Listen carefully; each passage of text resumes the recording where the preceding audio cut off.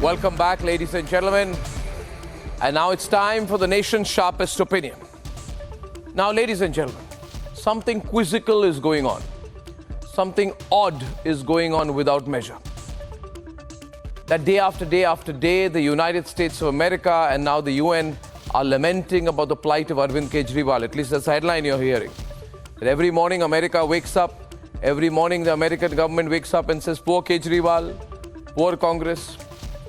And then the other cause Washington is going on about on a daily basis are the fund situation of the Congress party. And we all know America, there are no free lunches from Washington. History is witness to it. So when we at Republic went through the details of what was going on, a rather unexplained series of events began to unfold in terms of facts. We found out that the man who asked the question to the US State Department and to the United Nations about Kejriwal, about the Congress, is the same man. The same man goes to the UN, to the US State Department and says, aren't you angry about Kejriwal? Aren't you angry about the Congress? And of course, the State Department says, okay, we are concerned about everyone. Now, who is this man? This man's name is Mushfiqul Fazal. Now, who is Mushfiqul Fazal?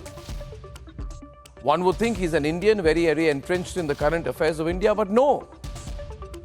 This man is a Bangladeshi who has been doing the rounds in Washington. And then we dug deeper. We realized that the phrasing of the questions to the US State Department and the UN Secretary General's office were the same, exact same question. So something suspicious is going on.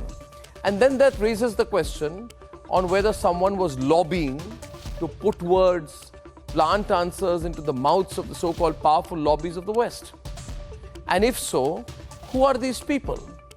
Who are these people who are trying to influence the Western perspective, to whip up a narrative against the Modi government, against the country, and pro-AAP, pro-Congress before a general election? So then we decided we'll dig in a little bit more.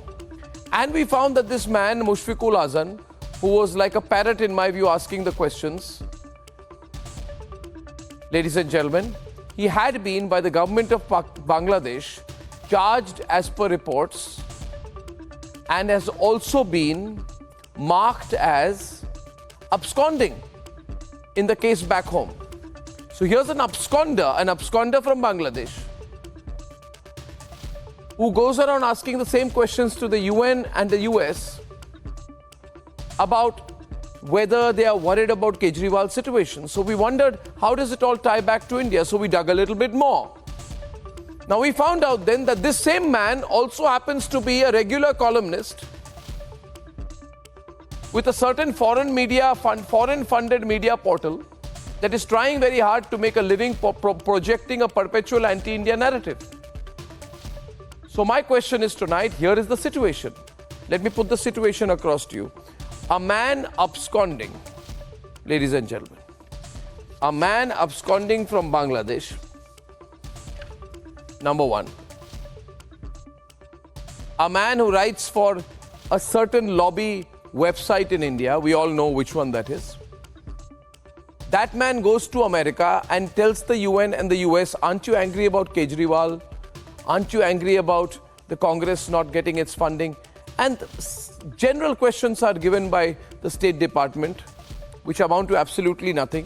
Then that is republished here, and then everybody starts carrying headlines. United States gives Kejriwal support. United Nations gives Kejriwal support. The question is, who is funding this industry of planted questions against India?